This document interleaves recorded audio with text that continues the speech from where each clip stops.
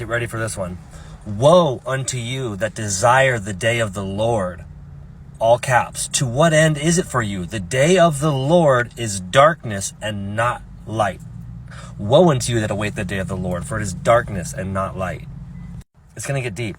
Holding forth the word of life, that I may rejoice in the day of Christ. We have the day of the Lord and we have the day of Christ. Now I'm going to show you some translations that are misleading people. That I have not run in vain, neither labored in vain. So, woe unto you that desire the day of the Lord. It is darkness and not light. Woe unto you. Rejoice in the day of Christ. Clear, it's two different events. There's no contradictions in the Bible. So now here is when the deception comes in through bad translations.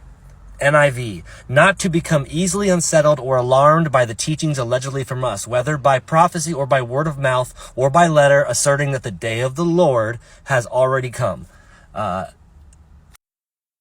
day of the Lord. ESV, day of the Lord. Look at the King James Version.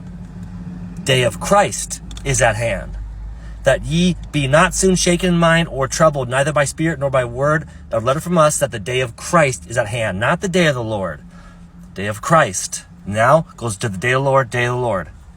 I'm just going to give some random numbers, but the ratios are probably correct. Out of 5,000 texts, one of them says day of the Lord and the rest say day of Christ. But these translations chose to use day of the Lord instead of day of Christ when it was mostly day of Christ in other translations. You understand? So why the deception here?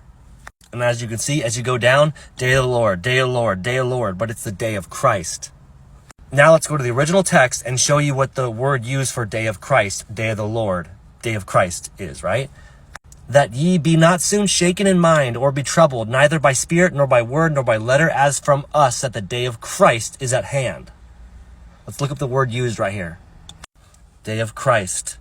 Christos. Christos. Christ, the anointed one, the day of the anointed one. Woe unto those who await the day of the Lord, for it is darkness but not light. Right? Woe unto you that desire the day of the Lord. To what end is it for you? The day of the Lord is darkness and not light.